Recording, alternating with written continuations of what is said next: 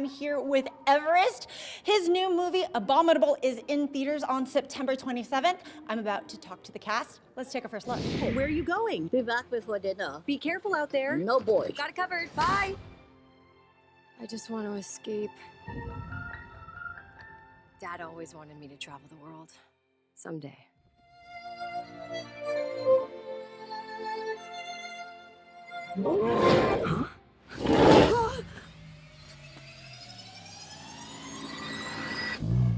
Huh? There's a Yeti on my roof. Hey, boy. Or girl. Yeah, you're definitely a boy. I don't know where you came from. Code Red! He escaped. I want my Yeti back! Is that your home? No way. You can go your own way. I will make sure you get home, back to your family. Everest is just a kid. Stop hitting yourself. This is you and your parents. Aw, you have your mother's eyes. I know you related with Yi in so many levels. Talk to me about that. She's just everything that I wanted to see as a young girl, and it's kind of crazy to have not had a version of her growing up and then to ultimately be the first person to kind of be the character. It's like weird that it's taken this long, in my opinion, but it is cool that I've gotten to do it. So she's a stubborn, curious kind of anti-princess, and she's everything that I wanted to see and be growing up, and I think it's also important for young boys to see girls this way. I love Peng's personality. He's just really carefree and fun-loving and super energetic. So that kind of matches my personality too. And I love how Peng throughout the movie is kind of endlessly optimistic. He is sort of always there when everyone's about to give up, and he just wants to keep on going. He's really bonds with Everest, which I think is really cool because they're kind of just like two kids at heart. I mean, he's still a kid, obviously, but we kind of realize that Everest is a kid through his relationship with Peng. So I think all of that is super cool. I love the change that Jin goes throughout the movie. Being able to play like this stubborn but popular guy at the start, and then kind of go through and kind of become the mature one throughout the journey was really cool and so much fun. That makes sense. Why would they take it to the roof? Oh, Guys, hey! what are you doing up here? Hey, get away from her! No, wait. Okay, I'm calling the police. He's not dangerous. Ah! Look at him. He's a Yeti. Cool! What? No, Yetis don't exist! If you guys were actually in a room with an actual Yeti, would you think he would be more like Everest or more like an abominable snowman? I would hope he'd be I would like hope Everest. he'd be like Everest, yeah. I think Everest is just a really cute, big fur ball, and we realize that he's super innocent and he just wants to protect everyone, so I think that's really cute. He's also got really cool powers. Definitely, which is, yeah. I'd hope the Yeti has nature powers. Yeah. Who are able to transform them to other people. Yes, and make giant blueberries happen. What I loved about her, because I have a young daughter, Yeah. is that she is not scared to take on responsibilities and save and work for the things that she loves. You've mentioned that you had a few odd jobs growing up. Yeah.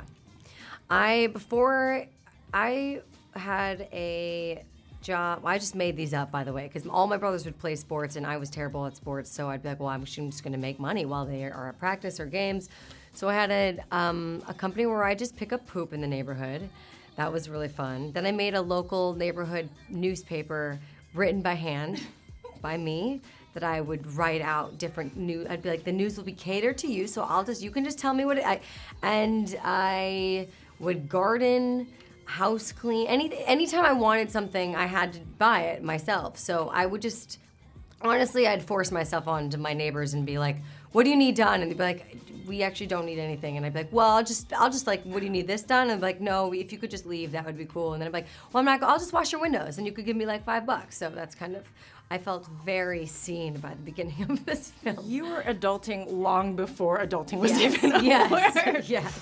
Well, what I really respect about you, Chloe, is that you've been really vocal about how hard it is in the entertainment industry for people of color. Yeah. And you were saying things and speaking out long before. What was your what was your purpose? I mean, what kind of gave you the fire for that? I don't think I think it just was in me from growing up, and I was so shocked every time something would happen. And I was so shocked that no one was talking about it. This was before all of the wave of kind of, this greatness, this that's new happening. Asian American, like, trendiness, which I think is a weird thing to, I don't want us to be a trend. And I've kind of held back on speaking in about this kind of thing for a while because I want everyone to kind of find their ground. But I just don't want to be, when I went into castings, as a casting director told me I wasn't white enough to be the lead, I wasn't Asian enough to be the best friend. And I genuinely left that audition thinking she's right. Like, she's right, if I'm not white, I can't be the lead. And I'm not Asian enough looking to be the Asian characters that they have written. And then I realized way long after that, I am Asian American. I'm half Chinese. I lived in China. That's a huge part of who I am. But it's not nearly, it's not even the tip of the iceberg of how dynamic and interesting and cool I am as a person. But it is a big part of me. And so I was kind of like, I don't want to be known just for this. I want to be known because I'm a really hard worker, I'm a good actress, and I'm a good person. And so when I was just continuously put into this corner of like, you're Chloe Wong, I'm like, I'm Chloe, and I'm me, and that's a lot of different things. And those should be celebrated, and those should be, people, I'm very proud of my culture, but I'm also proud of who I am outside of that. And part of, it's all the two aren't mutually exclusive.